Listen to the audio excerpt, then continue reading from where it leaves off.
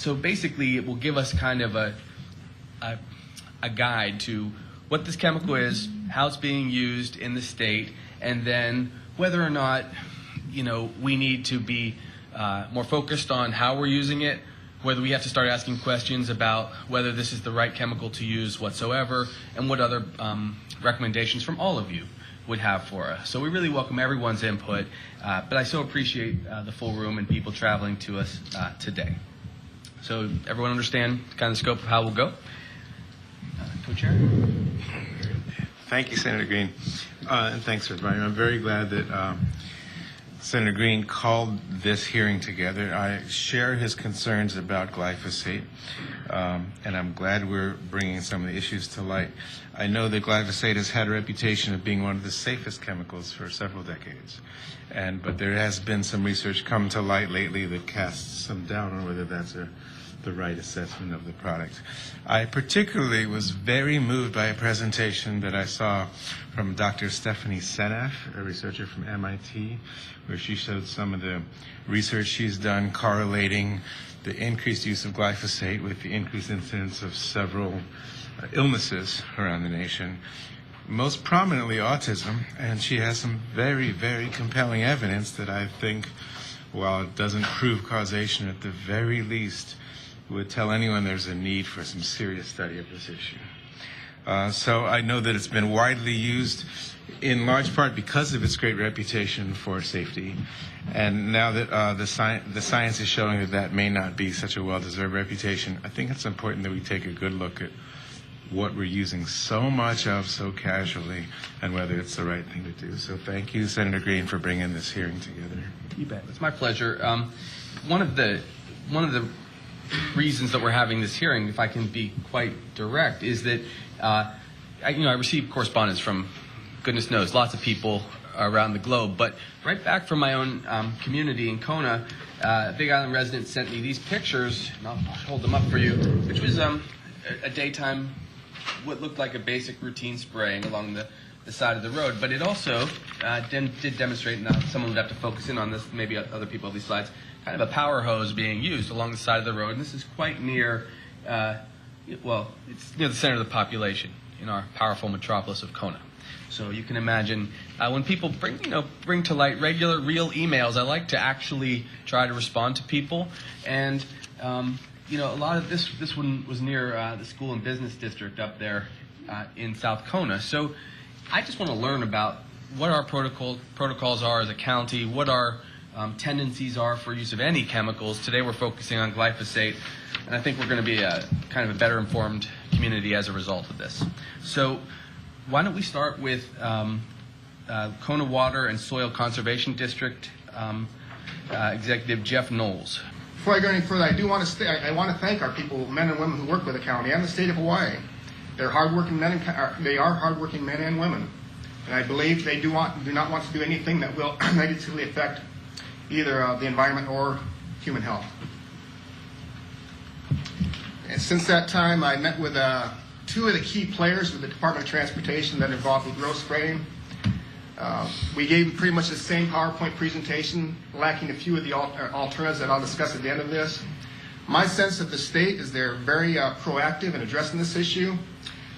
One person pretty much has to say whether or not any of his employees can spray Roundup.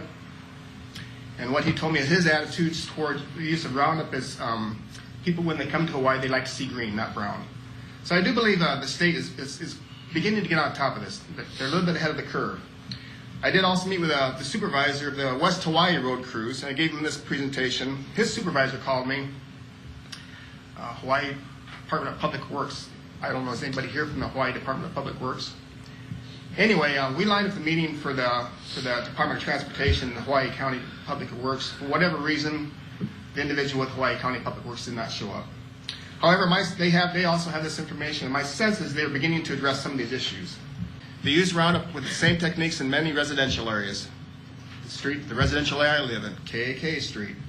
They'll come down there once every 3 months. They'll spray. I see the parents see the trucks coming. Come on, kids, get inside. The truck goes by. The kids are right outside. They're right when they're done spraying. They're out right in it. Nothing is marked. So, adults and unsuspecting adults and children, they do walk over these areas within minutes of spraying. I've seen it many times. And in addition, I have no question that drift in these kind of situations have the potential to enter homes. Because once again, they're using the high-pressure spraying at distances with a very fine mist. Very difficult to come up with a day where there's no wind in Kona. We get Mackay winds coming up the ocean every day. Might not be windy in one area. You go a mile further, you're going to have a wind gust come up. So in addition to Hawaii County and State Department of Transportation use of the herbicide, Roundup is used extensively throughout the Kona districts by farmers, ranchers, landscapers, and businesses. As I mentioned, I do not believe we should ban Roundup. I don't believe we should. It would have a devastating effect on our farmers. I believe that we do need a very strong education program. Same with ranchers. Most of the ranchers in Kona that I've noticed, they use Roundup along the roadsides to go to their Mauka forest or to their Mauka lands. And what I see many times is the invasive species that so often invade our native forest come from the roadways. So the ranchers also, they need a herbicide like Roundup to make sure that some of these invasive species don't go into to the forest, that they maintain and they respect. They totally understand the value of our forest. Credit to the farmers, credit to the ranchers. As I said before, we have farmers who are very conscientious. They try to spray very little. Then we have others that have this mentality. Any blade of grass on the property is bad. Landscapers, same thing. I observed landscapers time after time spraying a 1-inch crack, spraying a few weeds, covering maybe 25% of the soil they're trying to take care of. And they'll go over it once, twice, 3 times. In front of a bank, I seen a guy spraying. 10 minutes later, a grandpa and a little girl come along. The girl's picking up the rocks. So, once again, I think the real problem is education. They got this mentality that Roundup cannot cause any harm. So what I want to talk to you a little bit is about things that have been assumed about glyphosate and what I have found in the peer-reviewed science about that more recently. The first one is that glyphosate is biodegradable with a short life in the soils. And I remember people telling me in the 80s, oh, it's completely biodegradable. And what that meant to me was you spray it on, and by 3 to 5 days later, there's nothing left. There's nothing unnatural left. It's biodegraded. It's not hurting our soils. It's not hurting our animals. It's not hurting us.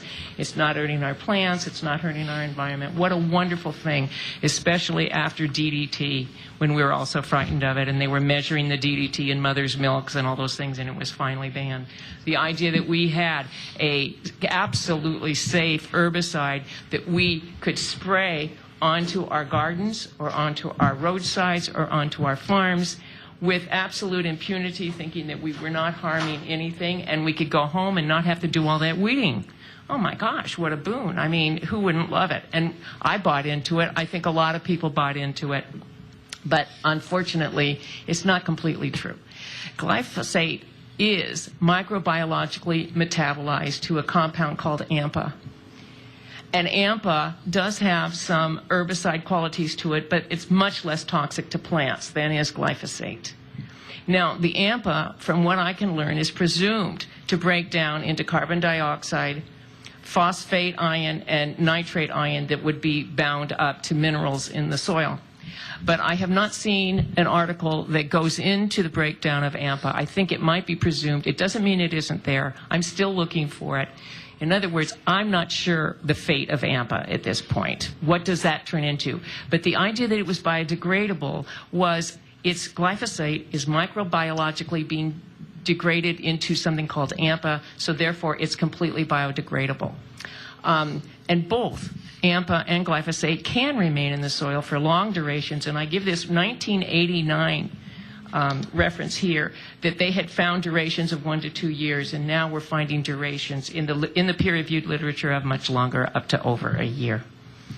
The next one, glyphosate and AMPA, even if they are kept in the soil, even if they do stay there for a long time, they're held so tightly by the soil particles that they are inert, and this makes them completely safe. Well, what we're finding is that phosphorus can cause deabsorption of the glyphosate from the soil particles, which will reactivate it. This is just a 2011 study.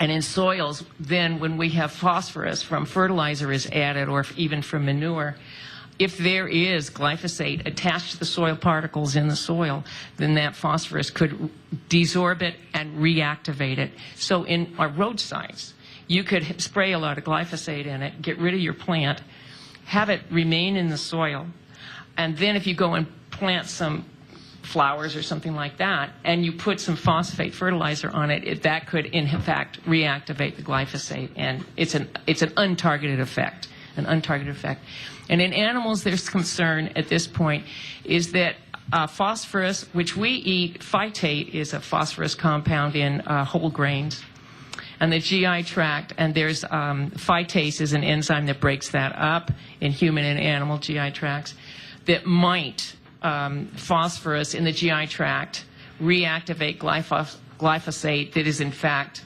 held on to particles that have deactivated it before, and might this then its antimicrobial activities, because glyphosate not only kills plants, it also kills some, not all, bacteria.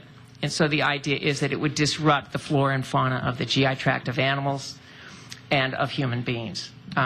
That's a lot of speculation at this time. It needs a lot more research, as you can tell. It's a very complex issue.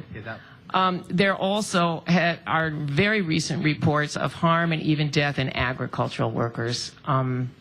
Sri Lanka, I think, might be considering a ban on it, El Salvador and Panama. What I have heard is that in the Sri Lanka, it is a kidney disease of unknown etiology, and there's controversy of what is causing this. Of course, a disease like that takes a long term to figure out what's happening. You know, you find it in a certain pocket. It takes a long time and a lot of research to have that. And remember my first slide, there's not a lot of research. You know, when I saw Dr. Stephanie Seneff speak, it blew my mind, because I thought I knew a lot about this issue, or I thought I knew a little bit about this issue, and I don't want to mischaracterize her life story or her research, but as I understood her to say, she was studying autism for a long time, and she learned a lot about it, but she was frustrated because she couldn't find, and she was watching the exponential rise in autism in our last 15 years, in her opinion, and she was very frustrated because she couldn't find a mechanism or a causal factor, until she came across some research about the effect of glyphosate on gut bacteria.